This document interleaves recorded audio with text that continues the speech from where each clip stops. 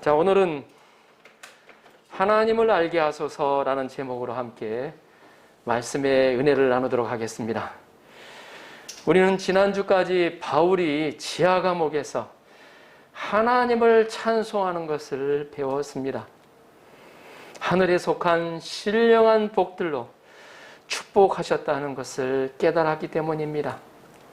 창세전에 하나님의 택하심, 예수 그리스도 안에서의 죄사함, 성령의 인치심이 바로 그것입니다.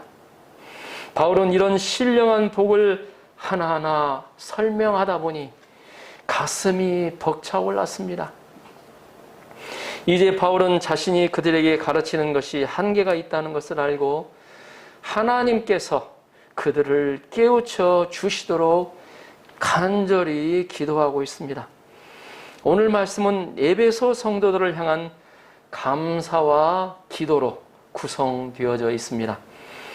이 시간 우리 안에도 지혜와 계시의 영을 풍성히 주셔서 하나님의 은혜로 가득한 시간이 되시도록 축복하며 기도합니다. 아멘. 15절 16절을 보십시오. 15절 16절 같이 한번 읽어보겠습니다. 시작. 이로 말미암아 주 예수 안에서 너희 믿음과 모든 성도를 향한 사랑을 나도 듣고 내가 기도할 때 기억하며 너희로 말미암아 감사하기를 그치지 아니하고. 아멘. 여기서 감사하기를 그치지 아니하고라는 표현이 나오는데 계속해서 감사한다는 의미죠.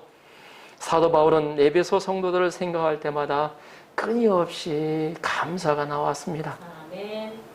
사도행전 20장을 보면 사도 바울이 에베소 장로들에게 고별 설교를 하는 장면이 나오는데 바울은 그들에게 3년이나 밤낮 쉬지 않고 눈물로 각 사람을 훈계하던 것을 기억하라고 권면하고 있습니다.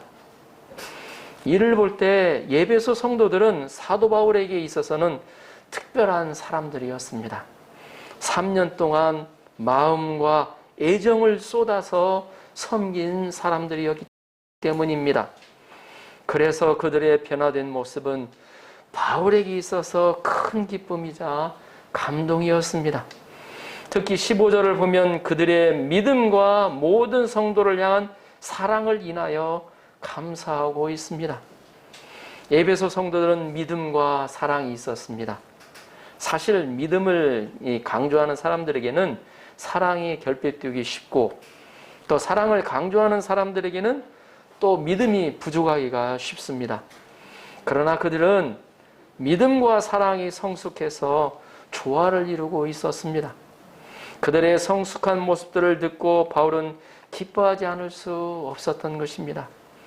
예수 그리스도를 닮아가는 그들의 모습을 들을 때마다 사도 바울의 마음속에서는 주님께 감사가 터져 나왔습니다. 예수 그리스도를 전하는 목회자나 전도자에게 있어서 변화된 성도들의 모습을 보는 것은 큰 기쁨이자 감사 제목입니다. 자기만 아는 이기적인 사람이 자기의 것을 기쁨으로 나누어주는 모습을 보는 것은 감동이 아닐 수 없습니다.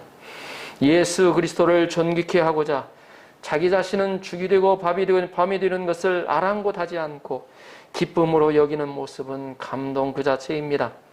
사도 바울은 에베소 성도들이 이 믿음과 사랑의 조화를 이룬 것에 감사하고 있습니다. 그리고 그들을 위하여 간절히 기도하고 있는데 그 기도 제목이 무엇입니까? 첫째, 하나님을 알게 해달라는 것입니다. 17절을 보십시오. 17절 같이 한번 읽어보겠습니다. 오늘 말씀의 요절입니다. 함께 읽어보겠습니다. 시작.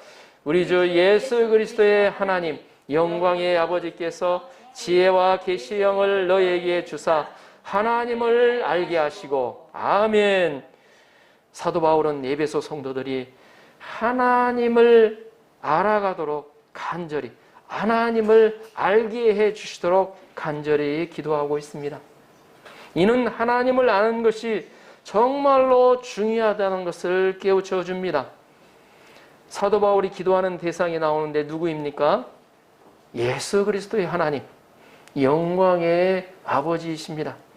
예수님이 믿었던 그 하나님, 능력이 많으시고 사랑이 많으신 분이십니다. 우리를 불쌍히 여기시고 너무나도 사랑하시는 아버지시오, 영원토록 살아계시는 아버지가 되십니다. 우리는 예수 그리스도가 믿으셨던 그 아버지께 기도해야 합니다. 우리는 기도할 때마다 막상 현실 문제만을 기도하기 쉽습니다. 그것이 잘못되었다는 것은 아닙니다. 그러나 우리가 현실 문제에만 급급하면 정작 중요하게 생각하는 것을 잊어버리기 쉽다는 것입니다. 우리의 기도에는 찬양과 회개와 믿음과 사랑의 고백과 간구가 있어야 합니다. 그러나 실제로 기도하다 보면 이것 주세요, 도와주세요, 해결해 주세요 라는 간구가 대부분을 차지합니다. 주로 달라고 하는 것도 새로운 성도들, 돈이나 또 성적, 취업, 승진 등이 대부분입니다. 그 이유는 현실 문제에 급급해져 있기 때문입니다. 현실 문제에 얽매여 있으면 문제의 노예가 되고 마음의 여유가 없고 하나님이 누구신가 알지 못합니다.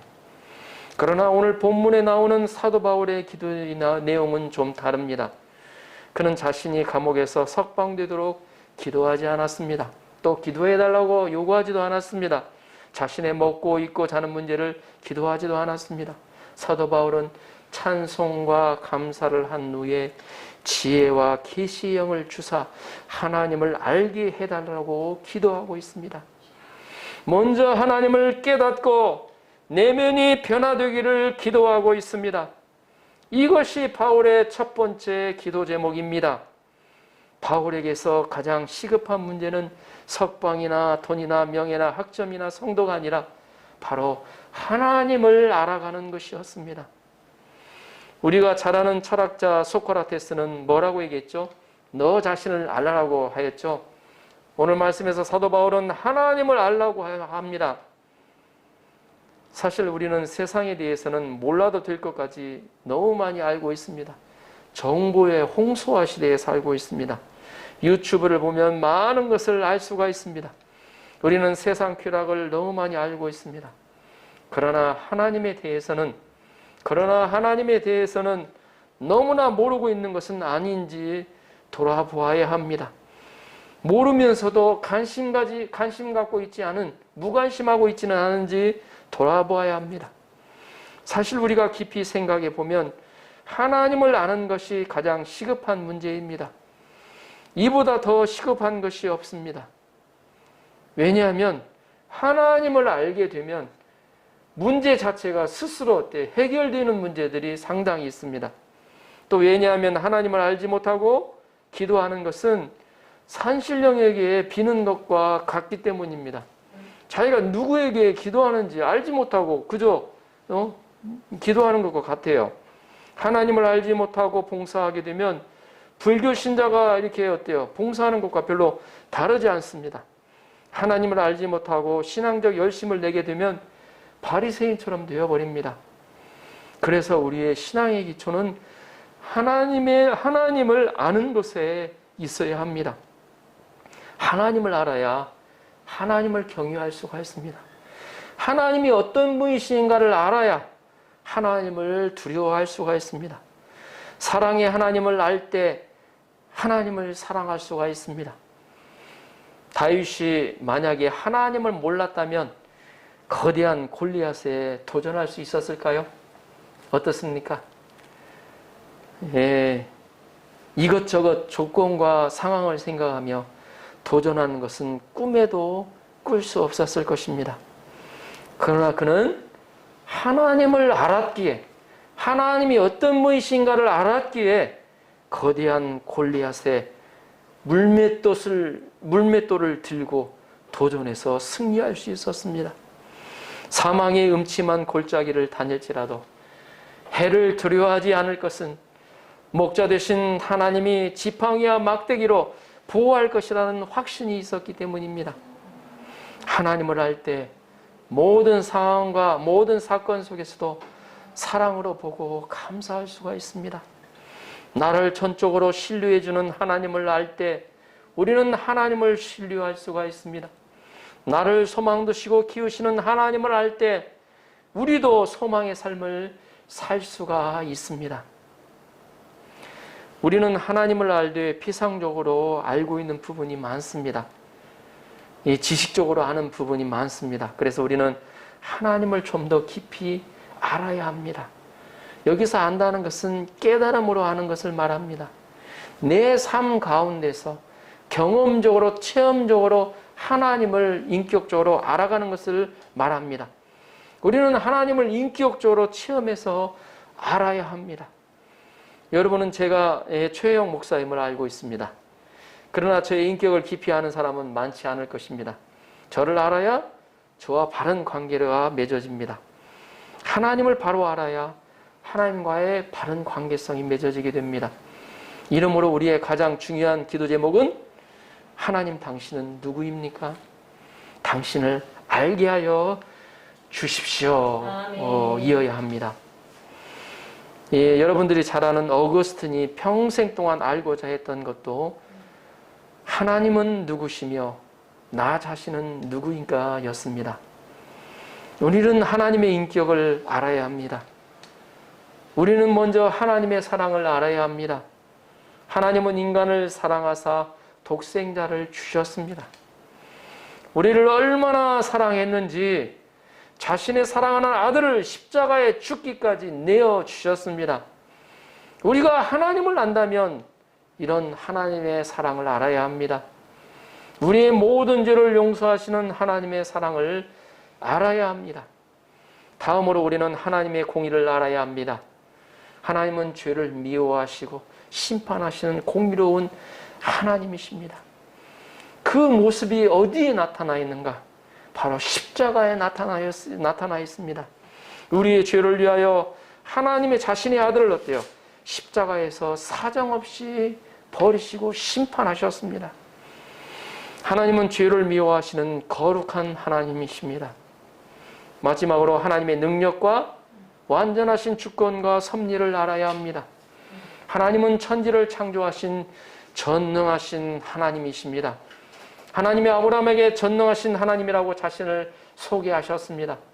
하나님은 아브라함이 100세가 되었을지라도 그에게 이삭을 낳게 하신 전능하신 하나님이십니다. 하나님은 천지를 창조하셨을 뿐 아니라 역사를 계획하시고 섭리하시고 끝맺으시는 주권자가 되십니다. 하나님은 완전하세요.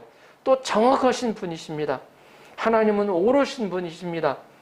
우리는 그분이 하신 일을 보고 이런 고백을 할 수 있어야 합니다. 주님, 당신이 하신 일이 옳았습니다. 우리는 하나님을 알게 해달라고 첫 번째로 구해야 합니다. 사도 요한은 하나님을 아는 것이 바로 영생이라고 말씀하였습니다. 하나님을 알면 하나님을 믿게 되고 하나님을 믿으면 하나님이 우리 안에 거하십니다. 그러면 우리는 영생을 얻게 됩니다. 하나님을 아는 것이 사람과의 관계성에서도 중요합니다. 사랑의 하나님을 알게 되면 사람들과의 사랑의 관계성이 맺어집니다. 무서우신 하나님을 알게 되면 어때요? 다른 사람에게 죄를 짓는 것을 죄를 짓지 않게 됩니다. 전능하신 하나님을 알 때 어떤 불가능한 상황에서도 믿음을 가질 수가 있어요. 절대 주권자 하나님을 알 때 우리의 인생길을 어때요?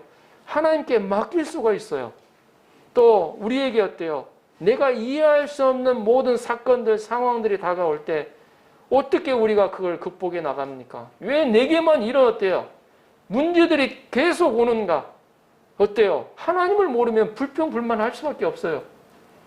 그러나 그 하나님이 선하신 분이라는 것을 신뢰하는 믿음이 있을 때, 그 믿음이 있을 때 그 상황 가운데서도, 힘든 상황 가운데서도 인내할 수 있는 힘이 생기는 겁니다. 그러므로 우리는 일을 하기 전에 먼저 하나님을 알고자 힘써 기도해야 합니다. 이 문제 가운데서, 이 상황 가운데서 하나님은 과연 어떤 분이십니까? 이 코로나의 상황 가운데서 과연 하나님은 어떤 분이십니까? 저희가 먼저 알고자 힘써 기도해야 합니다. 하나님을 똑바로 할 때 바른 신앙생활을 할 수가 있습니다. 그러면 우리가 어떻게 이 하나님을 알 수가 있습니까? 바울은 두 가지 구체적인 방법을 제시합니다. 17절을 다시 한번 보십시오. 우리 주 예수 그리스도의 하나님 영광의 아버지께서 지혜와 계시의 영을 너희에게 주사 하나님을 알게 하시고, 하나님을 알기 위해서는 내가 알고 싶다고 해서 알아지는 것이 아니라는 것입니다. 하나님을 알기 위해서는 지혜와 계시의 영이 필요하다는 것을 말해주고 있습니다. 여기서 영은 성령을 말합니다. 다시 말하면 지혜의 성령이요 계시의 성령이 도와줘야 한다는 것입니다. 성령이 임해야 하나님을 알 수가 있습니다. 우리 다른 한편으로 생각해 보면 어때요? 내가 하나님을 인격적으로 만난 사람들은 성령이 임했다는 것을 알 수가 있어요. 성령이 임하지 않으면 하나님을 알 수가 없어요. 왜 그러냐면 이사야서에 나오죠. 하나님이 어때요? 하나님을 알지 못하도록 눈을 다 감겨 놓으셨어요. 그래서 영적인 귀와 눈이 멀었다고 그럽니다. 알 수가 없어요. 그래서 저도 개인적으로 일본을 위해서 기도할 때는 하나님께서 이곳에 긍휼을 베푸셔서 저들의 눈과 귀를 열어주십시오. 저들의 영적인 눈과 귀를 열어주십시오 하고 기도하고 있습니다. 지혜는 성령의 도우심으로 내가 하나님을 깨닫는 것입니다. 우리가 성경을 보다 보면 하나님이 어떤 분이라고 나오죠. 근데 우리는 어때요? 지식적인 면에서만 어때요? 접할 수가 있어요. 그러나 그 안에 지혜와 계시의 영이 역사할 때 그 말씀을 어때요? 깨닫는 영을 하나님이 주신다는 거죠. 그럴 때 그 가운데 하나님이 어떤 분이신가를 알게 된다는 것입니다. 우리는 지혜의 마음으로 성경을 깨닫게 됩니다. 하나님은 성경 말씀을 통해서 자신을 계시하셨잖아요. 그러므로 우리는 말씀 역사를 통해서 하나님을 알도록 기도해야 합니다. 우리가 접하는 말씀마다, 우리가 듣는 말씀 가운데 하나님을 알게 해달라고 기도해야 된다는 것입니다. 또 우리는 기도할 때 하나님의 계시로 하나님을 더 깊이 알게 됩니다. 어떤 분은 기도하면서 어때요? 하나님에 대한 어때요? 기도의 확신을 가지게 되고, 이것은 어떻게 보면 신비적인 체험일 수도 있습니다. 하나님이 은밀한 곳에서 골방에서 하나님 앞에 무릎 꿇고 하나님 이 문제 가운데 주님 도와주십시오 함께 해주시오 기도할 때 그에게 임하는 그 은혜, 그것은 어때요? 기도해 본 사람만이 깨달아 알 수 있는 것입니다. 우리는 여러 사건을 통해서도 하나님을 알 수가 있습니다. 내가 병원에 입원했다랄지, 또 내가 어떤 어려운 상황에 처했을지라도 그를 통해서 하나님 어때요? 계시하신다는 것입니다. 우리는 지혜와 계시의 영을 받아서 현실을 통해서 하나님을 볼 수 있어야 합니다. 하나님을 알면 모든 것이 간단해지고 분명해져요. 전혀 어때요? 해결되지 않은 문제였는데 하나님을 체험하고 나면 그 문제가 어때요? 자동적으로 해결되는 문제들이 많습니다. 모든 것이 쉬워지고 모든 것이 해결되어집니다. 예수님은 사마리아 여인이 5 남자를 찾아서 방황하게 된 것이, 이 사마리아 여인이 5 남자, 5 남편을 뒀잖아요. 방황하게 된 것이 하나님을 모르기 때문이라고 말씀하셨습니다. 그녀가 하나님이 누구신 줄 알고 구하면 하나님은 생수를 주신다고 약속하셨습니다. 호세아는 우리에게 하나님을 알자, 힘써 하나님을 알자, 그의 임하심은 새벽비와 같이 어김없으며 비와 같이 땅을 적시는 늦은 비와 같이 일정하게 임하신다고 고백했습니다. 하나님을 알 때 정확하게 하나님의 빛이 비추어집니다. 하나님을 알 때 성령의 비가 때에 따라서 우리 마음에 임하게 됩니다. 그러면 우리 마음이 어때요? 만족이 생기고 기쁨이 생기는 겁니다. 아멘. 어디선가 어때요? 다가오는 어때요? 솟아나는 그 마음의 평안, 내 안에 가득 찬 어때요? 두려움이 다 어때요? 모든 불안과 두려움이 사라져가는 그러한 것을 어때요? 체험하게 됩니다. 두려우신 하나님을 알면 힘이 생기고 용기가 생깁니다. 담대함이 생기고 패기가 생깁니다. 그래서 우리 모두 하나님을 제대로 알 수 있기를 기도합니다. 정혼하고 결혼을 앞두신 분들은 어때요? 분들과 같이 하루라도 못 보면 미칠 것 같은 심령으로 하나님을 알고자 힘써야 합니다. 바울의 기도 두 번째는 마음의 눈을 밝혀주시도록 하는 것이었습니다. 자, 18절을 보십시오. 18절 시작. 너희 마음의 눈을 밝히사 그의 부르심의 소망이 무엇이며 성도 안에서 그 기업의 영광의 풍성함이 무엇이며. 아멘. 먼저 마음의 눈을 밝게 해달라고 기도합니다. 우리가 아무리 눈이 좋아도 빛이 없으면 볼 수가 없습니다. 어제 백사모가 그러는데 안에 그 뭐죠? 밝은 빛을 조명을 앞에다 이렇게 지금은 이렇게 조금씩 해갖고 별로 안 밝으니까 눈이 뭐라 그러죠? 잘 이제 보이질 않는데 그냥 희미하게. 근데 조명을 앞에다 딱 갖다 놓고 밝게 했더니 잘 보이더라는 것입니다. 그와 마찬가지로 하나님은 우리 안에 계셔야 우리의 마음의 눈이 밝아집니다. 바울은 먼저 부르심의 소망을 알도록 기도합니다. 예수님은 사도 바울을 이방인을 택한 것으로 부르셨습니다. 바울을 통해서 로마와 세계 선교를 이루고자 소망하셨습니다. 하나님은 아브라함을 통해 복의 근원의 역사를 이루시기를 원하셨고 땅의 모든 족속에게 복 주시기를 원하셨습니다. 이스라엘을 부르실 때는 왕같은 세상으로 소망을 주셨습니다. 어떤 사람은 예수님을 믿음과 동시에 부르심의 소망을 깨닫습니다. 부르심의 소망은 목사나 선교사만 있는 것이 아닙니다. 하나님은 모든 사람을 부르셨습니다. 그래서 저는 기도하고 있어요. 전에도 말했지만 왜 내가 일본에 와 있는가? 뭔가 우연히 와 있는 것처럼 생각할 수도 있습니다. 그러나 절대 그렇지 않습니다. 하나님이 왜 일본에 보내셨는가? 일본에 뭔가 계획한 것이 있다는 것. 여러분, 눈을 뜨셔야 됩니다. 하나님의 부르심에는 기업이 함께 따라온다는 것입니다. 기업이란 어때요? 우리에게 주시는 재산, 소유를 의미합니다. 상속 재산이에요. 이스라엘에게는 가나안 땅을 기업으로 주셨잖아요. 자녀도 우리의 기업입니다.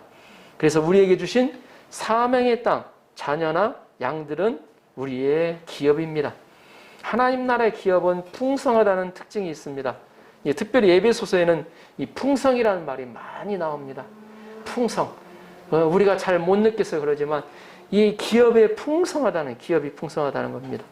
이는 우리의 생각보다 넘치도록 많이 주신다는 말씀이에요. 보면 실제적으로 아브라함이 한 명의 아들을 기업으로 원했잖아요. 이삭만 족한다고 했지만 하나님은 어떻게 하셨습니까? 하늘의 뭇별처럼 많은 자손을 주셨어요. 하나님이 이렇게 말씀하시잖아요. 하늘을 우러러 뭇별을 셀 수 있나 보라.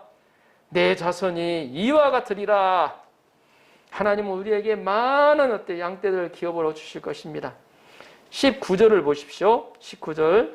그의 힘의 유력으로 역사하심을 따라 믿는 우리에게 베푸신 능력의 지극히 크심이 어떠한 것을 너희로 알게 하시기를 구하노라. 아멘. 사도 바울은 에베소 성도들에게 능력을 주시도록 기도하지 않고 이미 있는 능력을 알아가도록 기도하고 있습니다. 하나님은 이미 능력을 우리에게 주셨는데 이 능력을 모르는 것이 문제라는 것입니다. 하나님의 능력은 지극히 크십니다. 하나님의 능력은 힘의 강력으로 일하십니다. 여기서 힘의 강력은 이기는 힘, 승리하는 힘, 사단을 완전히 정복하는 힘을 의미합니다. 가장 중요한 것은 우리를 하나님을 증거하는 사람으로 변화시키는 능력입니다. 하나님은 이런 힘으로 역사하십니다.